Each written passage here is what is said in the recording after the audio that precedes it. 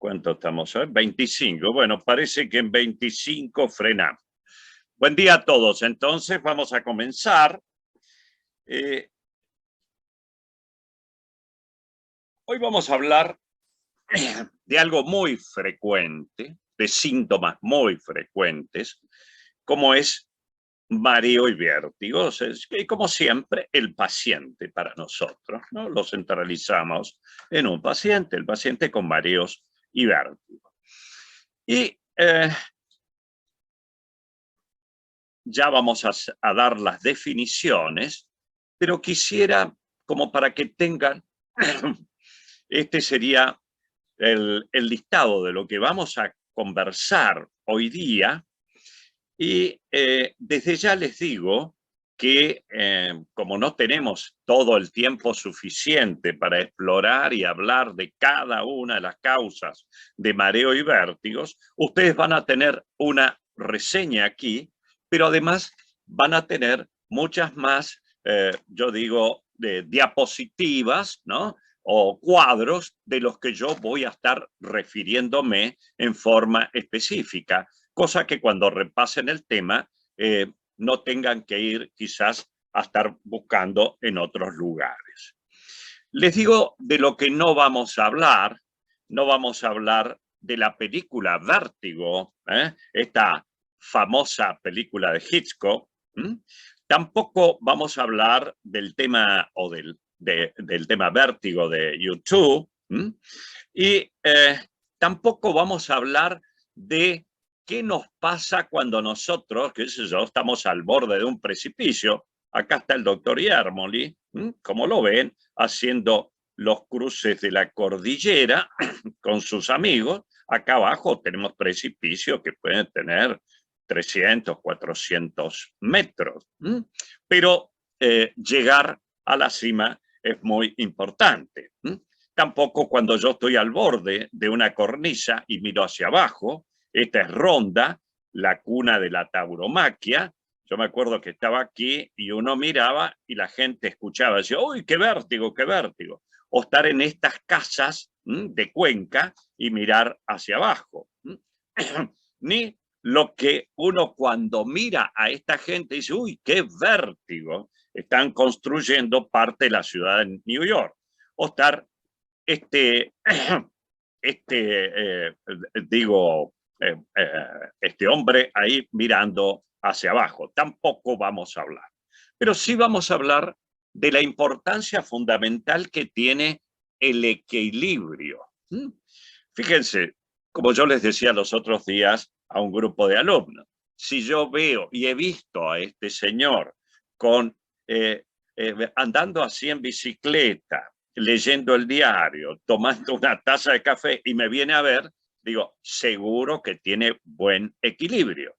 Entonces, ¿qué es el equilibrio?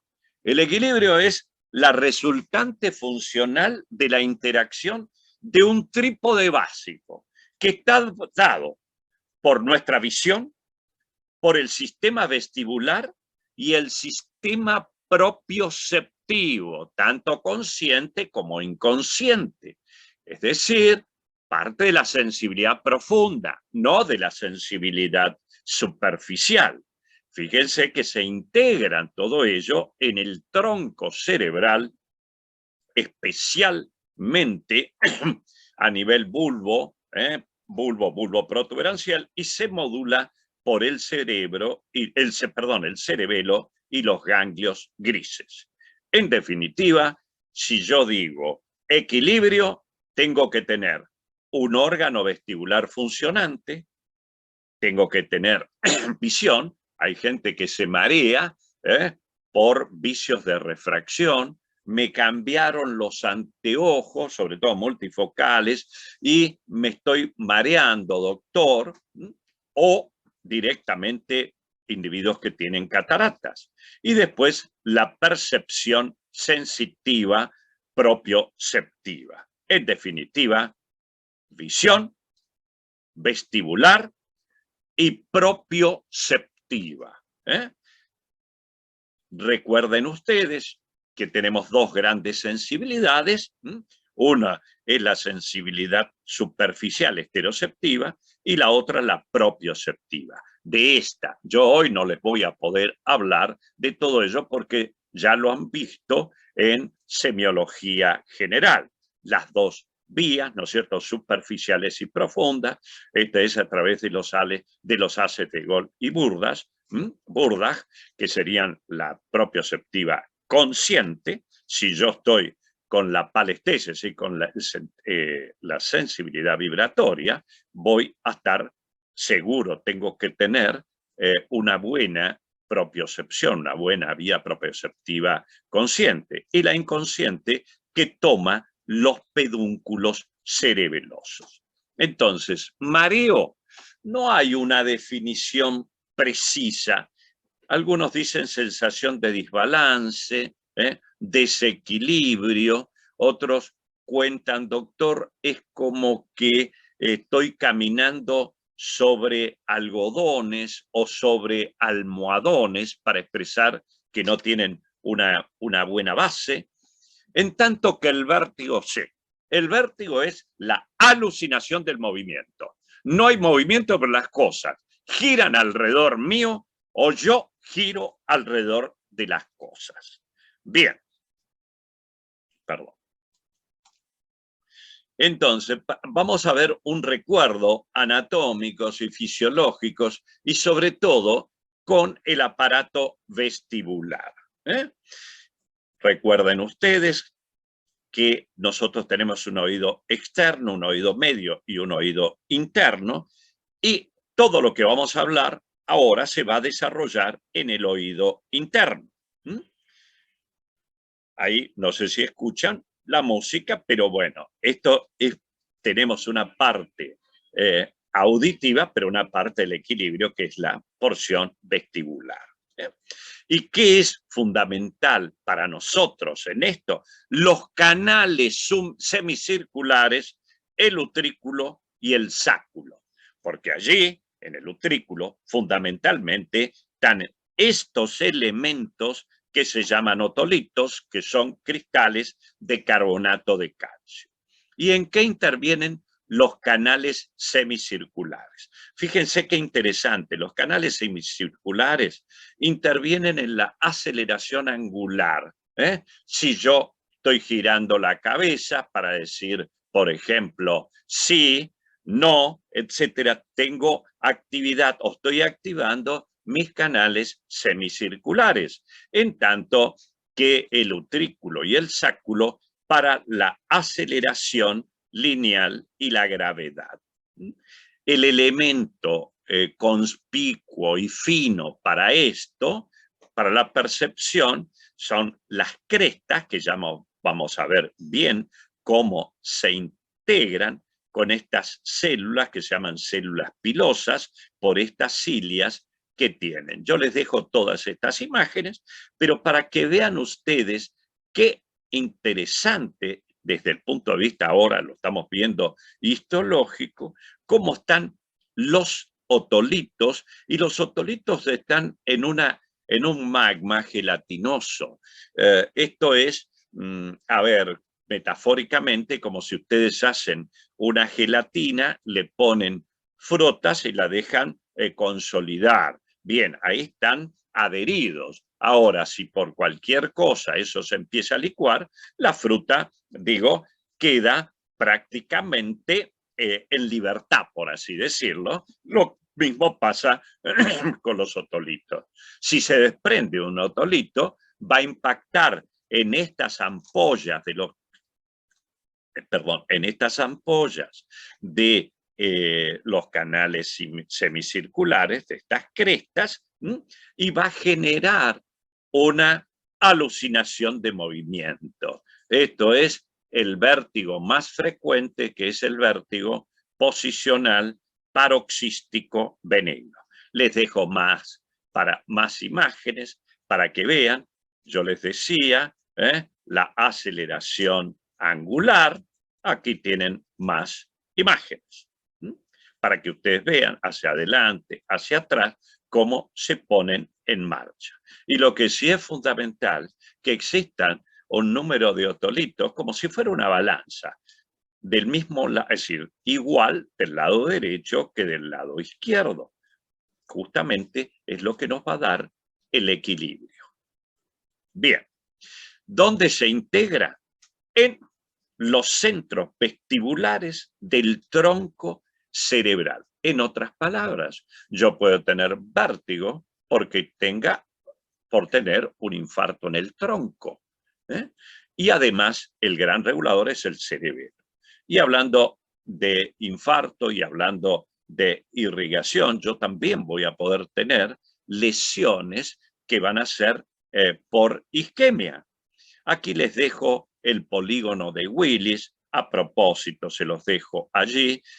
Hagan, como decía el libro de De Meyer, que se los recomiendo, es un excelente libro de semiología neurológica, es un libro programado.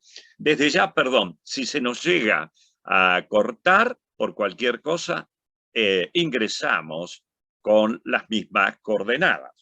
Fíjense ustedes, esto sería como una hormiga, con las antenitas, las patitas, todo lo que son cuando uno mira a una hormiga, si la pone con una lupa va a ver como unas vellosidades acá, y las patitas traseras. Y ahí está la cerebral anterior, la cerebral media, la cerebral posterior, la cerebelosa superior, la auditiva interna.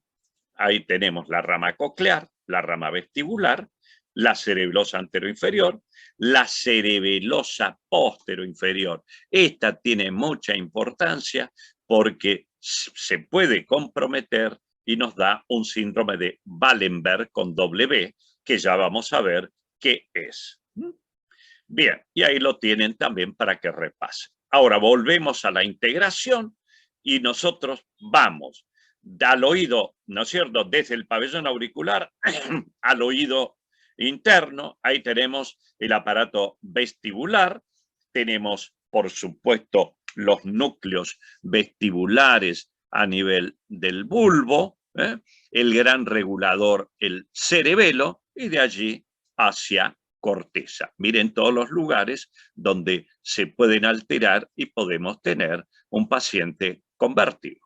Y el cerebelo, no hay duda, que es el motor de nuestra agilidad, sobre todo el lóbulo flóculo-nodular, que está, en cierta manera, del arquicerebelo, que está ligado con todo lo que es la parte, vestibular, como hablábamos recién. Y ahí tienen ustedes cerebelo y vía vestibular. Ahí radica en el cerebelo nuestra memoria de movimientos aprendidos incluso complejos, como andar en bicicleta. Yo puedo dejar 10 años y, bueno, si estoy en condiciones articulares, por así decirlo, me puedo subir a una bicicleta y andar. Bien, entonces, ahora que hemos hecho todo este repaso que nos llevó 15 minutos, vamos a ir al paciente con mareos.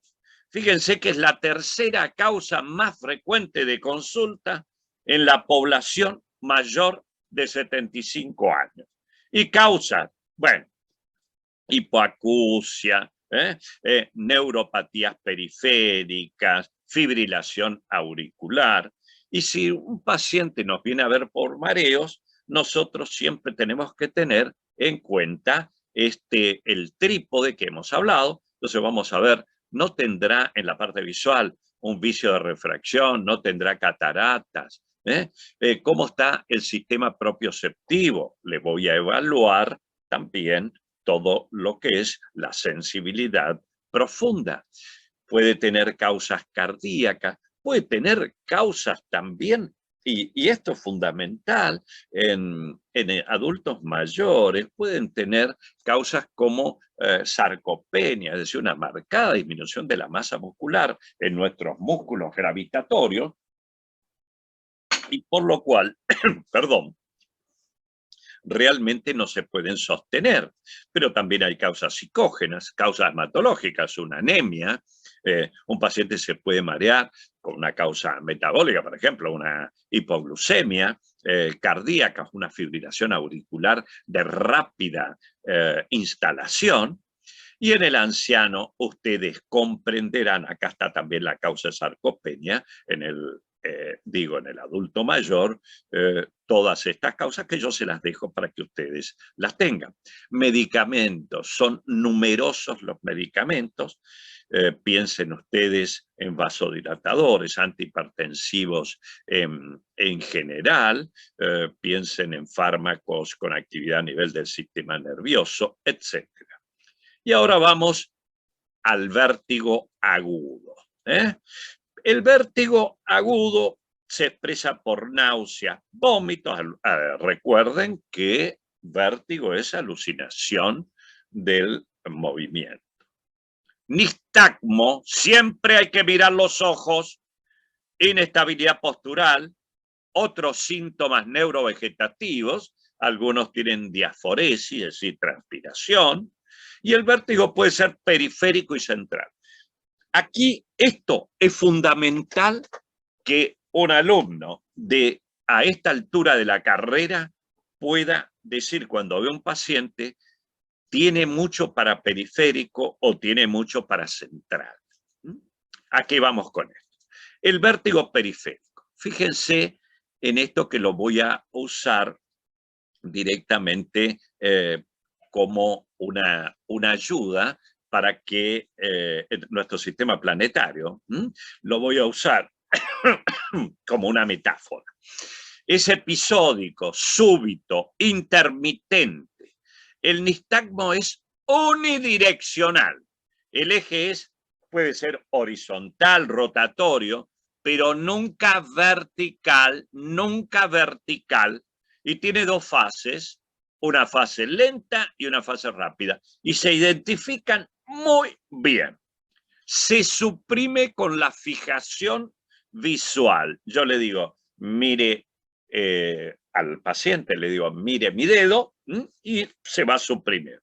La severidad del vértigo es proporcional al nistagmo, puede presentar acúfenos e hipoacusia, de acuerdo a la causa que lo provoque, se agrava con los movimientos cefálicos. El paciente no quiere saber nada de movimientos.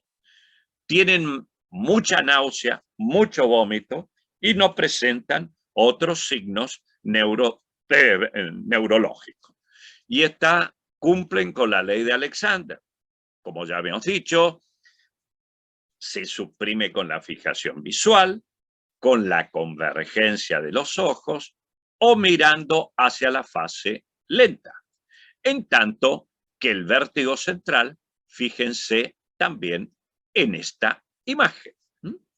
Bien, puede ser insidioso, constante, crónico. Un paciente con un infarto cerebroso puede llevar 2 meses, 1 mes con vértigo.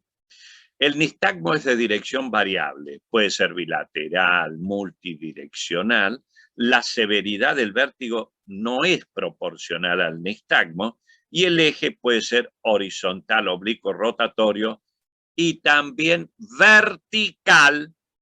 Se agrava poco con el movimiento cefálico. Tiene en general pocas náuseas y vómitos, salvo que tenga una marcada hipertensión intracraneana. Presenta siempre otros signos neurológicos, incluso con alteración de los pares craneales. Esto a propósito, este refuerzo, para que cuando ustedes vean un nistagmo que hace esto vertical, piensen que es central. Causas de vértigo. Vértigo, por favor, la columna cervical no produce vértigos. Bien, entonces, el más común de todos que ustedes van a ver es el vértigo posicional paroxístico benigno. Pero también tenemos una neuronitis vestibular, es decir, la inflamación del nervio, de la parte del octavo par, de la parte vestibular. Esta neuronitis vestibular en general es causado por un virus y forma parte del complejo Ramsay-Hunt que lo puede dar un herpes zóster.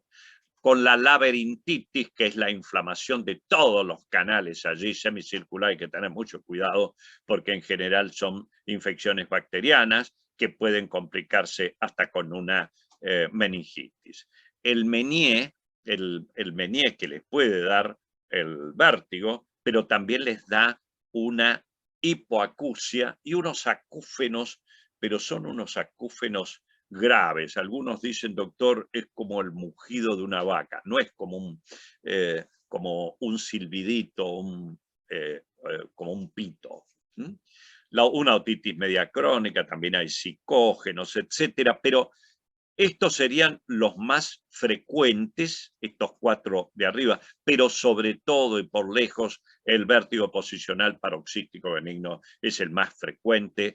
Recuerden que es paroxístico, es muy breve, no dura más de, acá dice menos de 30, no, yo le diría no duran más de 1 minuto y se presenta con el giro, con un movimiento, con cambio en la posición de la cabeza.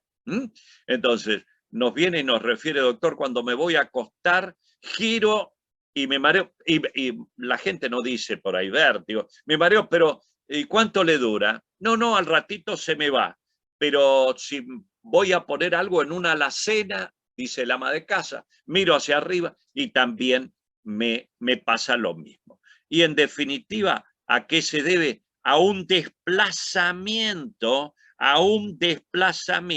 de otolitos desde el utrículo. En general van al canal semicircular posterior. Acá lo están viendo ustedes. Esto es lo que sucede.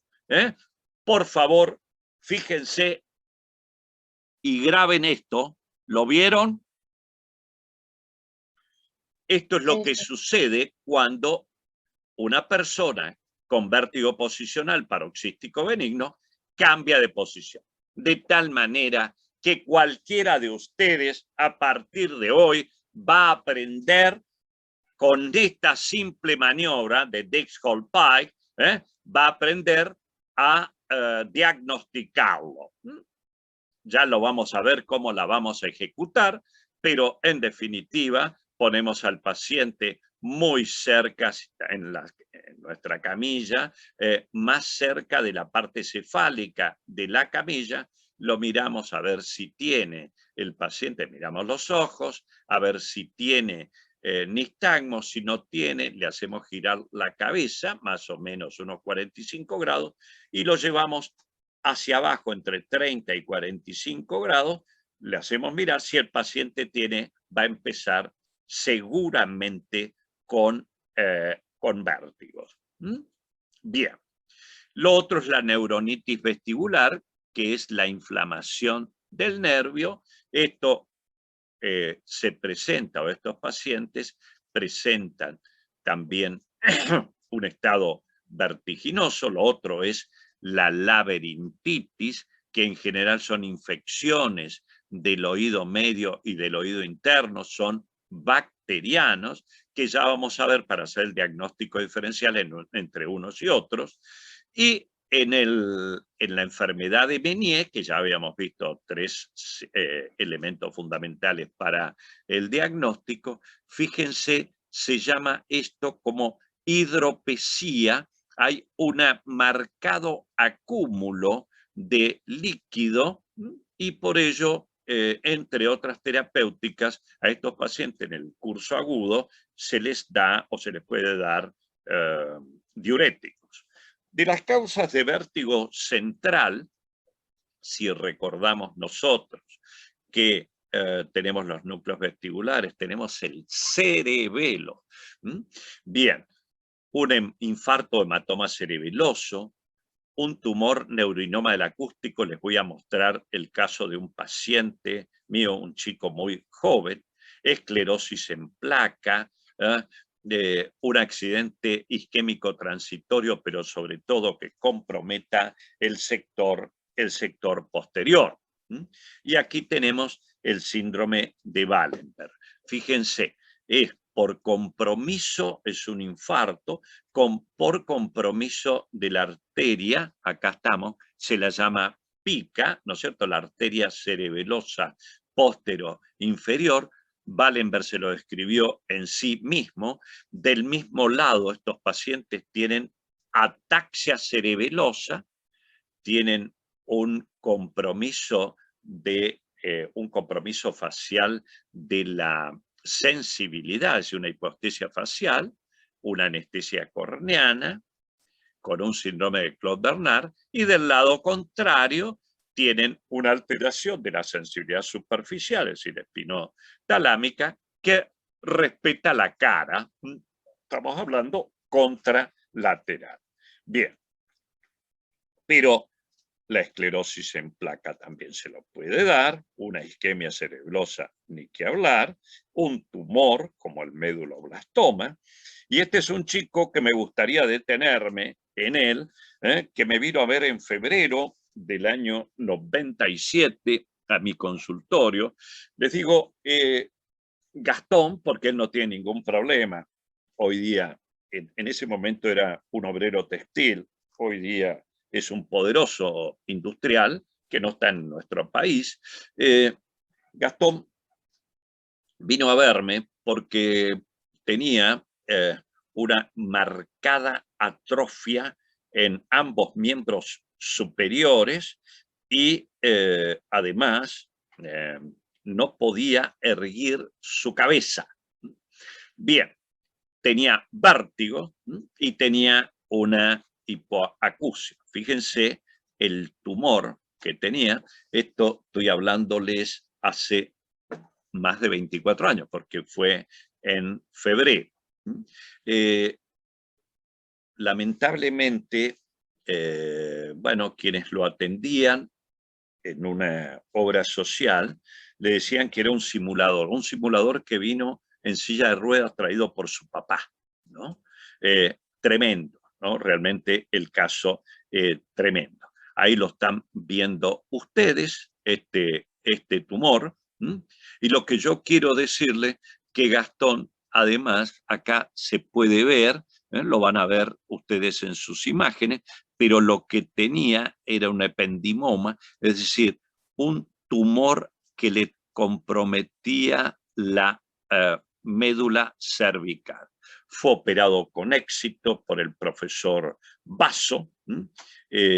Una de las intervenciones llevó 21 horas y después la otra se hizo al poco tiempo y tiene restitución ad integrum. Gracias a Dios. Bien, fíjense lo que yo les decía recién. Acá está. Entonces, lo que tenía era una neurofibromatosis tipo 2. Miren ustedes lo que era. Como un habano adentro de la médula. ¿Y cómo queda después de operado? Aquí ya estamos en abril, 17 de abril. Miren ustedes. Un cirujano, un neurocirujano como el maestro Basso. Bien. Aquí les dejo a ustedes para que puedan hacer el diagnóstico diferencial, entre otros con el vértigo posicional, la neuritis o neuronitis vestibular, la laberintitis, que a diferencia de la neuritis vestibular, tiene hipoacusia. Obviamente que son cuadros que duran mucho tiempo, es decir, mucho tiempo, pueden durar una semana si no son diagnosticados. Bien, ¿cómo hacemos el diagnóstico? Se nos va a acabar más o menos en 9 minutos y después vamos a volver a ingresar. Siempre en medicina, siempre, más del 80%, el diagnóstico lo vamos a hacer por la anamnesis, un 10% la exploración física y el 5% por pruebas complementarias. Lo primero que tenemos que formularnos, la pregunta ¿es un mareo o es vértigo? Como ustedes saben muy bien la definición de vértigo, lo van a precisar con el paciente. Si es central o periférico, si yo tengo aquí, en este paciente que viene hace más de 2 semanas que tiene el cuadro, que tiene otro compromiso de pared craneal, y yo le miro y tiene un nistagmo vertical, obviamente va a ser central. y a partir de allí las causas. Entonces, es un comienzo agudo, tarda menos de 1 minuto, bueno, un vértigo posicional paroxístico benigno.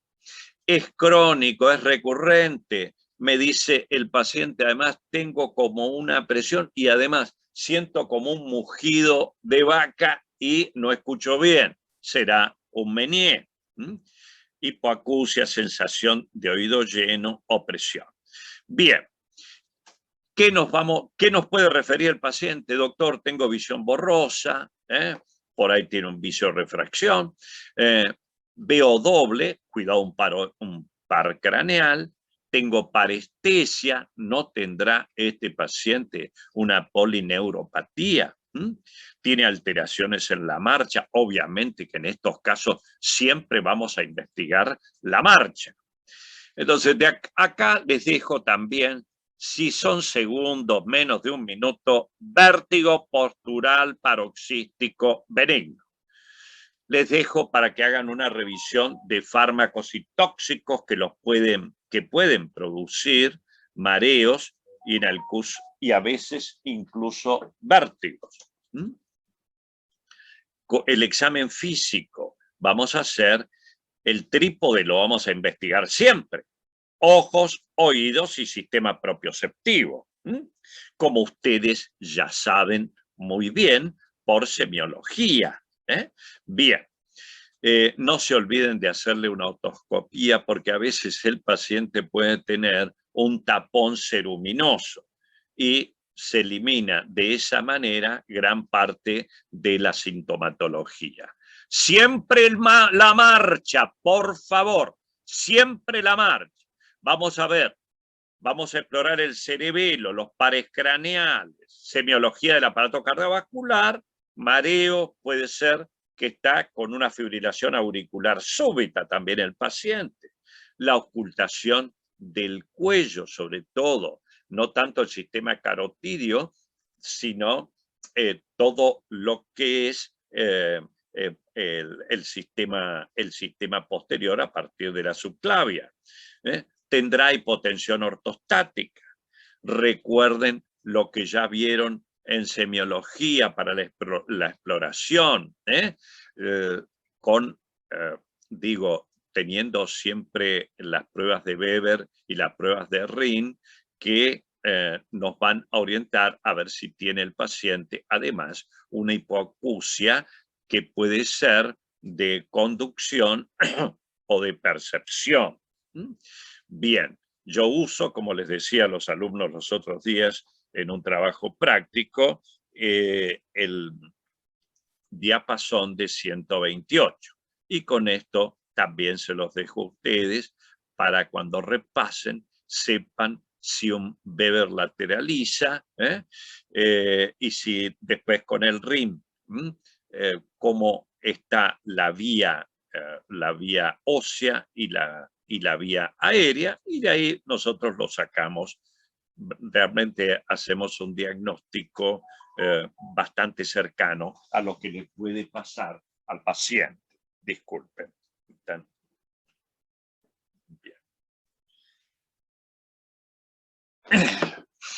La marcha, las marchas pueden ser atáxica, parética, etc. Esto también lo van a ver. Lo único que me voy a detener en el Romber. Por favor, alguien que tiene Romber, por así llamarlo positivo, no me digan cerebeloso. El cerebeloso, por favor, no se puede prácticamente poner de pie y quedarse quieto. ¿Qué va a poder cerrar los ojos?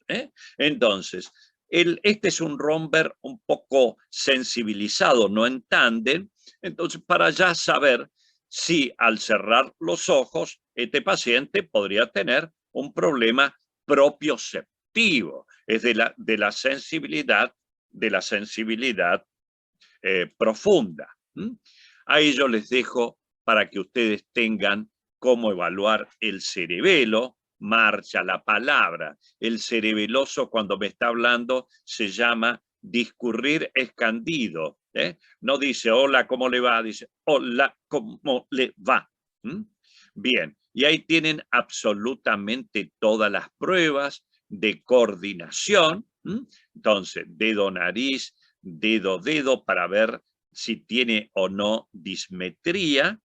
La diadococinesia, le digo, señor, golpéese en forma alternante, palma y dorso de mano, los muslos, movimientos complejos también, y todo lo que es, acá ustedes lo tienen, esto imposible que lo pueda hacer un paciente con trastorno cerebeloso. En definitiva, y hasta acá, fíjense que hemos visto generalidades, que es equilibrio, después hemos visto un poco de lo anatómico, fisiológico, histológico, hemos descrito qué es mareo, qué es vértigo, los tipos si son centrales o periféricos. Y ahora, en definitiva, el resumen integrador para la historia clínica, la anamnesis, 80% nos va a orientar al diagnóstico, el examen físico, analizar el aparato sensorial, ese trípode fundamental, el sistema integrador y el mecanismo motor, es decir, cerebelo y los núcleos, como es, y los centros a nivel del tronco cerebral. Y después vamos a identificar qué patología lo está afectando. No se olviden de mirar los ojos, y con esta película, El secreto de los ojos, el secreto está en los ojos. Si yo estoy viendo un nistagmo que es vertical, voy a decir que es central. Hay otra cosa, otra maniobra, que es el famoso sacudida o la famosa sacudida cefálica brusca o test de Almoggi. ¿Qué es esto? Ustedes lo tienen al paciente, les dice al paciente, mírenme con sus ojos la punta de mi nariz. Y yo le doy un brusco movimiento hacia un lado, ¿no? Hacia el otro, y vemos que si el paciente está sano, no tiene ninguna afectación, vamos a ver que se mueven se mueven en forma simétrica. Y si no, va a empezar con nistagmo. No se olviden la prueba de Dix-Hallpike, que es esto, yo lo tengo al paciente sentado, así, sentado en la camilla, muy cerca del borde de la parte cefálica de la camilla, y lo pongo a 45 grados, sobre todo esto es para poder estimular